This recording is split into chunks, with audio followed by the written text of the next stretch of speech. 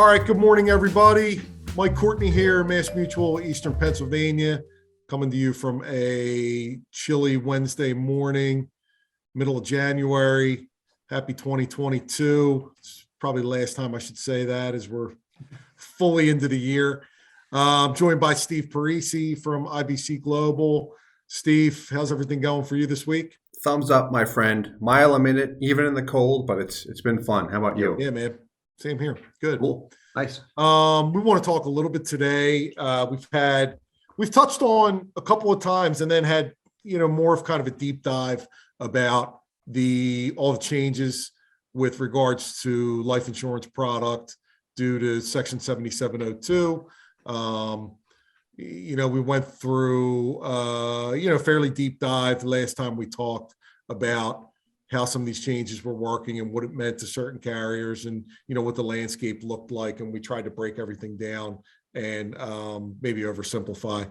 What I wanted to hear from Steve today was, in light of all these changes, are you seeing anything on a carrier by carrier basis where you think someone might, have some kind of advantage, or is there an area that you're seeing as a niche where we could have a lot of success this year where, these changes are really beneficial? We did kind of talk summary overview about, I really feel like the changes are a little more subtle than some of the, some of these carriers are coming out like, hey, here's our new product. And, let's get cranking. I mean, they're trying to generate excitement about their product. I mean, it's what you do, Yeah. I mean, we are in sales.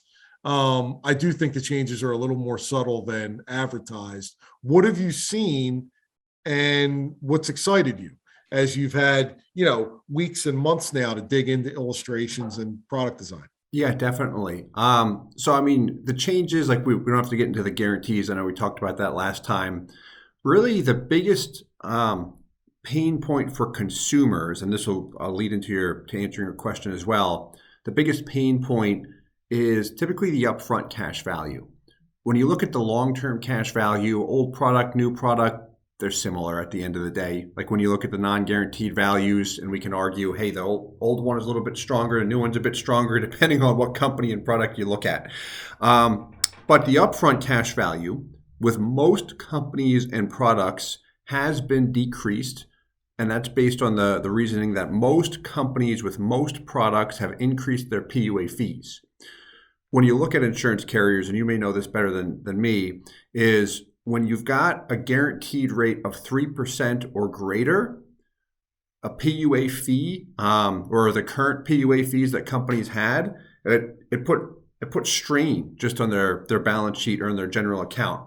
And there's a reason I mentioned that 3% guarantee. For example, if you look at, I'll start with Guardian's old product with a 4% guaranteed rate, their PUA rider was at an industry low at 5%. That's a low PUA fee. The fee on the PUA premium paid into the PUA rider. Correct. And it's never a net fee. Like if you pay $100,000 into PUAs, you're not going to see $5,000 come off the top. Yeah, and we've got studies on that. But what they did with their new products, the guaranteed rate dropped to 3%. This is specific to Guardian, and their PUA fee increased from 5 to 10% on the new product. So you see a significant difference, and we're going to pull up examples in this podcast, a significant difference with the upfront cash value. It's about 5% less compared to what it used to be. The break even, you could typically get right around year 4, between 3 and 4 when you max funded a policy. Now it's almost a clean year 5 because of that higher PUA fee. And long term, there's not much difference at all when you look at it. As far as what will actually happen, not just what's illustrated. But the point is, the increased PUA fee has hurt the upfront cash value. And a lot of people who we work with that don't even plan to access the cash value in the early years don't like that, because they're like, it's my money. I want to see it there. I've got it liquid right now somewhere else. Like, I don't want to take the hit. I'm not comfortable with it. So I'm not going to try and... what's interesting about that? My whole life policies... I have whole life policies on my whole family. Yeah. And when I bought them, My mindset was a little bit more traditional and long term than a lot of the folks that we're talking to today. Yeah. But I did have an eye towards cash accumulation, and I was thinking more about supplemental retirement income than I was thinking about upfront cash. But I will tell you, as time went on, and I realized that I was accumulating as much cash value as I kind of mentally, it was like set it and forget it. And I had automatic premiums coming out, and I wasn't really looking at anything. And over the years, when I realized that that money is safe, it's protected, it grows tax free, it's like a cash equivalent. I can get my hands on it like that. When I realized that that was my emergency fund, the thought of it as a savings account and as my cash became a lot more real in my mind, and made the whole thing a lot more attractive to me for a variety of reasons. I thought, like, this is my emergency fund. I don't have to worry really about having a savings account with, whatever, $20,000 in it or $25,000 in it or 6 months of expenses when I've got it sitting here. Maybe I can be a little more aggressive with my other investments. There was a variety of things that happened for me mentally that were all positive. That were great. Gotcha. No, thanks for so sharing. Even though I wasn't looking to use it right away, it was important to me to see that early growth. Having it there. Yeah. What's interesting, then we can get into the answering your question, the main point, looking at the different examples side by side. When I talk to people, but higher net worth individuals, what I have noticed, a common theme is they want to see that cash value up front, and they don't plan on using it at all. They don't need it. They don't want it. But what I hear is, I'm not going to wait several years to get my money back, because how I've built my net worth is through opportunity cost, having cash liquid to me. I want it there. And it's what the consumer wants. So from a sales perspective, I can try and fight with them and sell them on the long-term option, or give them what they want. And I'll show both side by side. This way they see it. And it's an apples to apples comparison. But you're not trying to talk them into no either scenario, really. Correct. Just transparency in both. Like, they would get it if they could see it on Amazon, right? And nobody's pushing them in one direction. But then this way, what I've noticed is a lot of people value the upfront cash when they don't even use it, or they don't even have an intention to use it. It's just having it there if they need it, want it for anything. I've noticed that trend. And when you look at corporations, they do the exact same thing. Like, it's a trend among the people with a ton of cash. Mm-hmm. So that Guardian, let's, back. not to pigeonhole numbers, but let's say that, your traditional design with Guardian last year, you saw a break even on cash in year 3 to 4. Between 3 and 4. Yep. And now you're looking at definitely more like year 5. Even that 1 year push, is that causing a rub with your not if someone's good. It's a really good question. If someone's brand new to this or starting to look at a policy now, no. If I set my expectations to get the old product, and I saw that cash value up front, and now I look at it, it's not what it used to be, that is where someone will look at it. So it could be a temporary situation we're just dealing with right now. But comparing the old to the new, hey, it's breaking even a little bit longer. Is there a way I can get more cash up front? That's a big question that comes up without sacrificing long-term performance. And that last piece, without sacrificing long-term performance, is big, because to get more cash up front, you could use a high early cash value type product like Mass Mutual has, which has strong long-term results as well, but it lags compared to many of their other products, long-term that is. So what's interesting about Mass, their old PUA fees were 7.5% AILR, 8% LISR with their old legacy products. And with the majority of products, they've increased both AILR and LISR to 10%. It's a gross fee as well, with the exception of their 15-pay and 10-pay product, which has not changed. Their PUA fees are the same. Lower guaranteed rates, 2 and 2.5%, but it doesn't really matter when you look at the current dividend rate, what Mass has always done. My point is, those two products function almost identical to what products did pre-7702. So for someone that wants to see the upfront cash value, and you've got limited pay products or the 15 and 10 pay products, you've got strong long-term IRRs, that's where someone will look at it and says, hey, I'm interested in that. Let's look at it more. And then you start to go through the pros and cons. Hey, Guardian has a lot of PUA flexibility. Mass is great if you want a one-time per year payment adjustment without medical underwriting. I know we were talking about that before.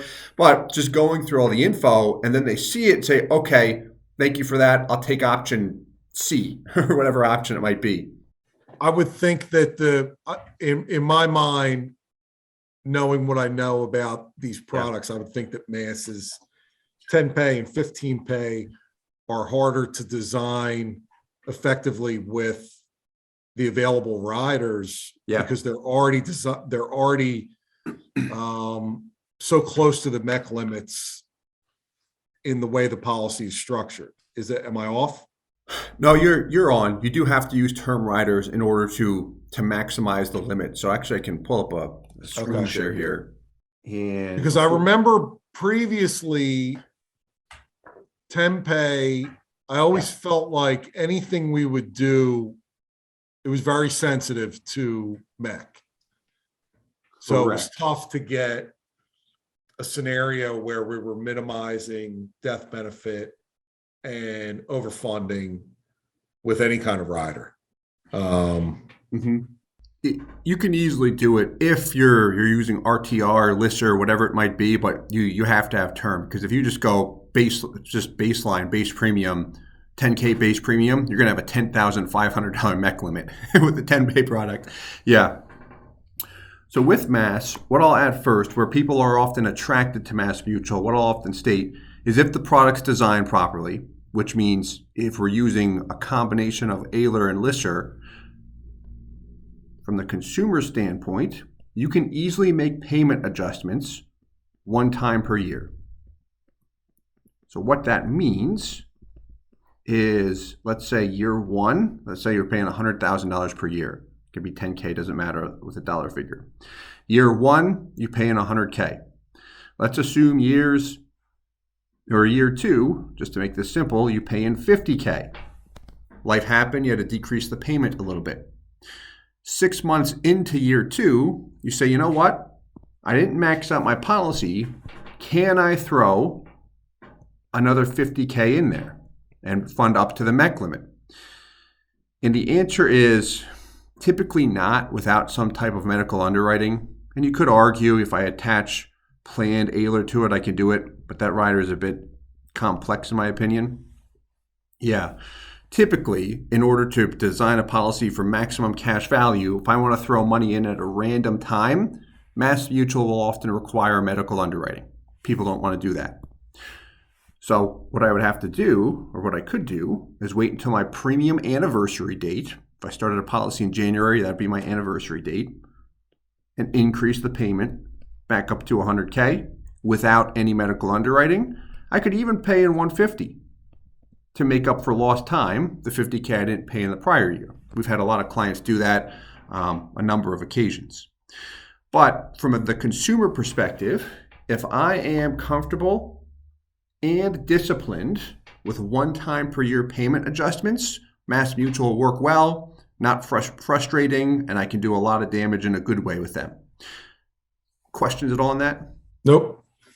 Gotcha. So then Guardian, on the other hand, their strength is as follows from a maximum cash value standpoint. If I've got the policy with the same 100K max, I can commit to a minimum premium only, that and the term rider. I'm just going to round here, it's going to be between 10 and 11K. And then at leisure, I can just throw money into PUAs through my online portal. Anytime. Mobile app, anytime, yeah. So extremely flexible. Now there's one other thing I've got to add. There's sweet spot with that type of design. Like if I'm going to just shove that thing with cash, 10xing the base premium, is if I'm funding it, call it for 10 years or less. After that, I pay a reduced amount. Maybe in this case, maybe it's 30 to 40K per year, but I won't be able to keep paying in the 100K without underwriting. and I can go into detail on that. We've also got other content, but my point is, if someone says, hey, I like the idea of, say, I'm going to pay $100K per year for 5 years, 10 years, and then stop or cool off, Guardian works well and gives you that flexibility. Mass works beautifully if I'm comfortable with the one-time per year payment adjustment, and with what you can do with their design, if I want to do something like $100K for 30 years, could even do 50 years, you can do that just with using the right riders and designing it appropriately. So I can And fund you're it. seeing a little bit better performance, both short-term and long-term, with that mass 10 pay and 15 pay because of the ALIR and lesser fees. Lower PUA fees. That's exactly it. Little bit, yeah. Yeah. So let's do this. Go So ahead. let me say something, and then you can tell me. Yeah. Let's see if these numbers back it up. I mean, I think that sounds to me as, if I buy a mass 10 pay or 15 pay and fund it appropriately, I'm going to see slightly better both short-term and long-term cash value, internal rate of return on my cash value. Mhm. I'm not going to have as much flexibility with regards to how and when I'm making that premium payment, which is important. I mean, life, you're not talking about a 3-year funding plan. You're talking about something, call it in this scenario over the next 10 years. And, if you're writing checks that are, these aren't $500 checks that we're proposing, there's going to be a year where you're going to want some flexibility. Yeah. Either way, whether it's more or less. So I do think that is important. Yeah, options is the big thing. Show people the options. Where consumers have gotten upset is when they're only showed one option and they find out about something else where they say, I would have been interested in that. How come it was never brought up? That situation right there is what I do not want. It's not fun at all. So that's why we show the options. So here we've got first the old Guardian product, $150K per year going in. First year cash value, $131 and change. Break even right at $150 per year is based on an actual case study. Just the basic dividend rate here, $600K in. There's my break even when I'm cash on cash. Very important to her. Didn't necessarily need the cash value up front, but she liked to see it there. And this is someone that did not do a ton of research like a lot of people we work with, like digging through all of our YouTube content. This is a referral from someone else, real estate investor. Cash value continues to accumulate. But this was the old product, which she had originally seen because we were looking at it in 2021 prior to the change. So let's compare that directly to the new product. So as we look at the new Guardian product, lesser death benefit, I want to point that out first. The reason why is with the updated change, we've got a guaranteed rate at 3%, so I need less life insurance to attain a similar MEC limit. And she outright stated, hey, the death benefit's not important to me right now. That's more than I need. Long term it will, but right now I'm good. She's focused on the cash value. Right.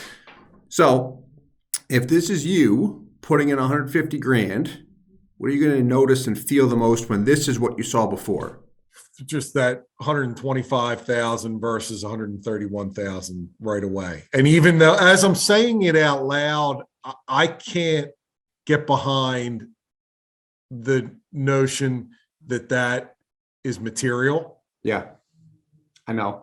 Literally or emotionally, but Yeah. it is. I'm with And you. especially if this was something you just looked at a month ago and now the product changed, it would feel from a consumer perspective like you're losing money. Correct. And think of it this way too. If a competitor comes up against you that says whole life insurance stinks, stay away from it, they're going to point to that and say, you're taking a $25,000 hit. Like, why would you do that?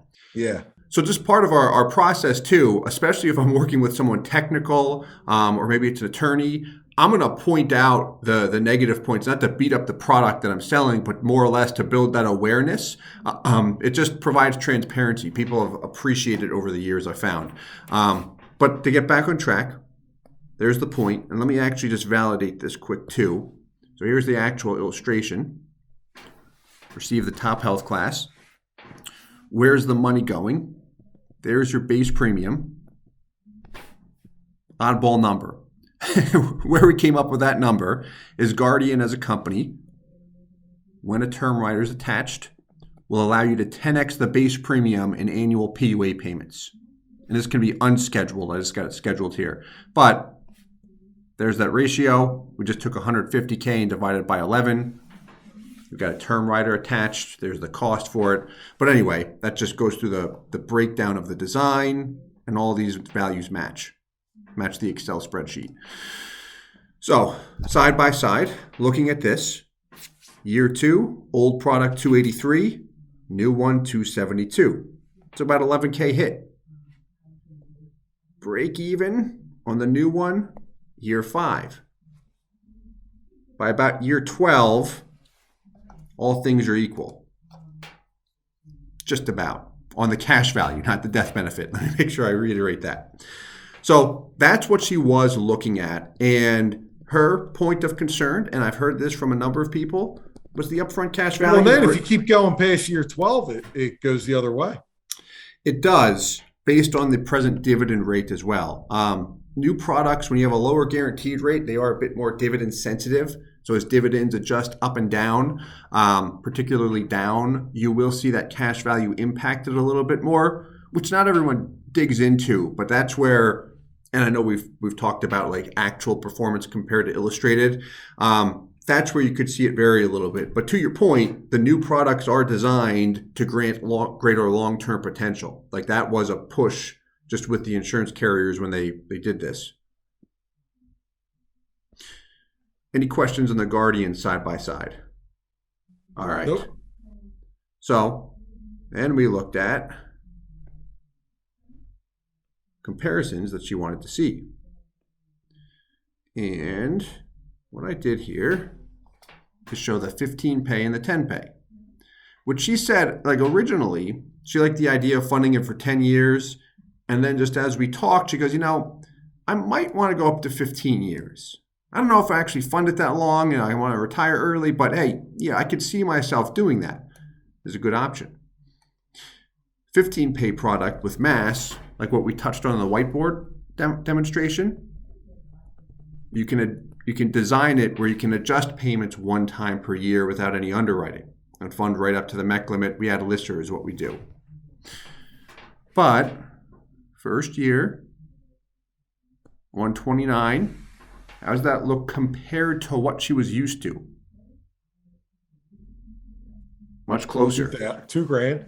Right. So now it's like, okay, not much of a difference there. That's right there. Yeah. I really can't get behind that being a material difference. Yeah, and it's not. So just without getting into detail, that's the option she's leaning toward right now. That 15 pay. Oopsie daisy. Breaking even here, almost year 4, between 4 and 5. Right. Right. And then as we look at it long term, mass will illustrate greater values due to the higher dividend interest rate, and just how these products are structured. I always state that I've seen these guys go back and forth over the long haul, that is. But there's your crossover point. And you have the ability to adjust payments one time per year without underwriting and fund for a maximum of 15 years. If you want to go longer than 15 years, we pivot to a different product. Questions at all on this guy? You're not getting into at all the loan rates. Correct. Not yet. Typically, what people are focused on first is how do I maximize the cash value and Early flexibility. cash. And then when we narrow down options, then we'll model actual loans, go through the loan rates as well to provide more info. But in this model, these models is just looking at the cash value, short term and long term, as we compare it. Yep. Mhm. Okay. we can definitely chime in on that though, or you can add that. 10-pay product. So this we designed a little bit differently just to maximize it as much as we could.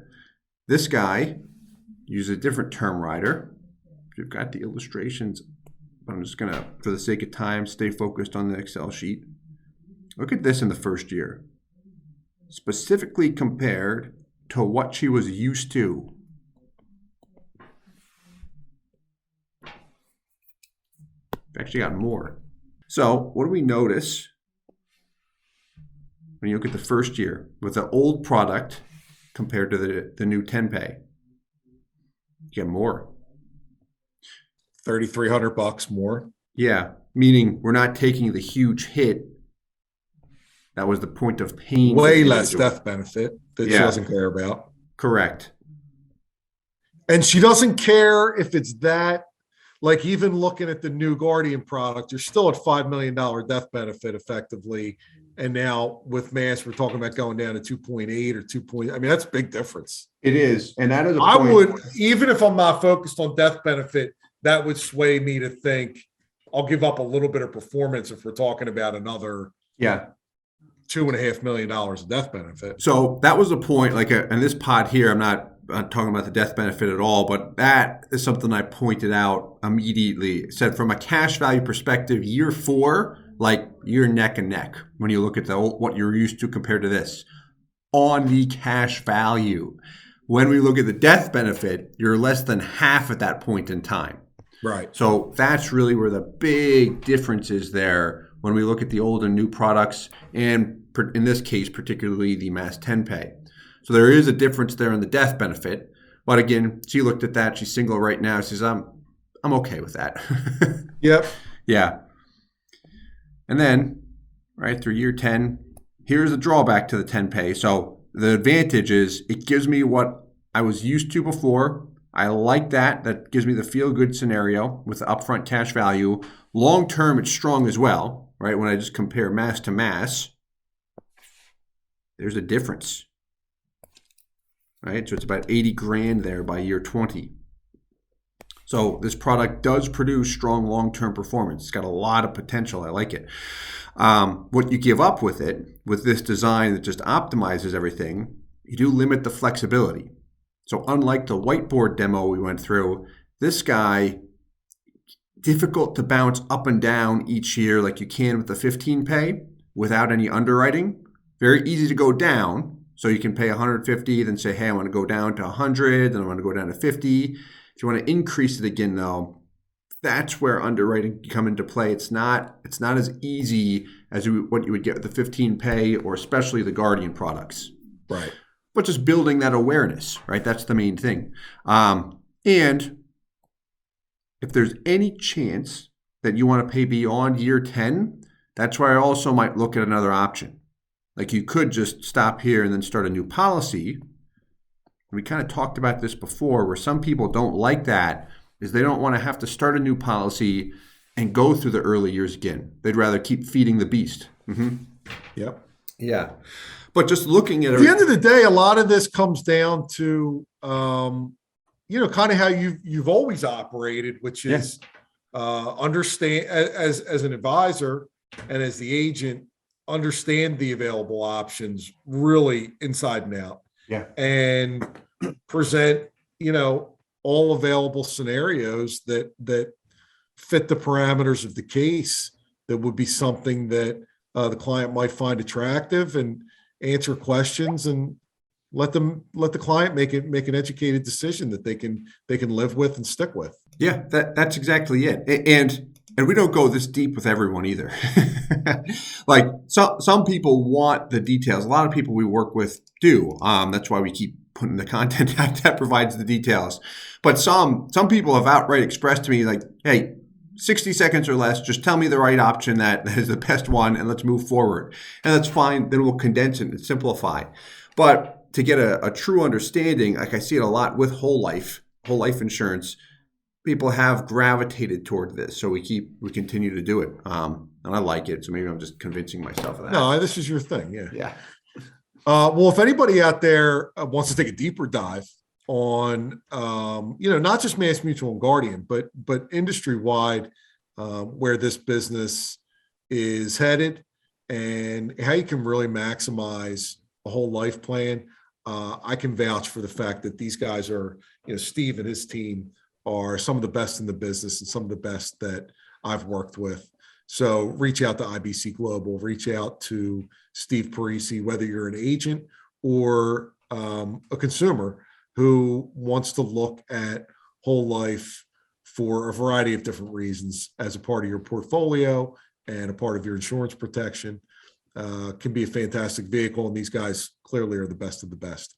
If you want to talk Mass Mutual specific life, DI, long-term care, fixed annuities, my name is Mike Courtney. I'm brokerage director in Mass Mutual, Eastern Pennsylvania, and we're here to help. I work with financial advisors and brokers all day long, every day, to find good solutions for their clients. Yeah. So next time we can dig into this a little deeper, maybe talk about the loan rates and how this cash value looks when you do access funds. But for now, Steve, let's get back to work and keep cranking away. Sounds good, my friend. Thank you for your time. Much appreciated. And I'll talk to you next week. Thanks, Steve. All right. Thanks, Mike.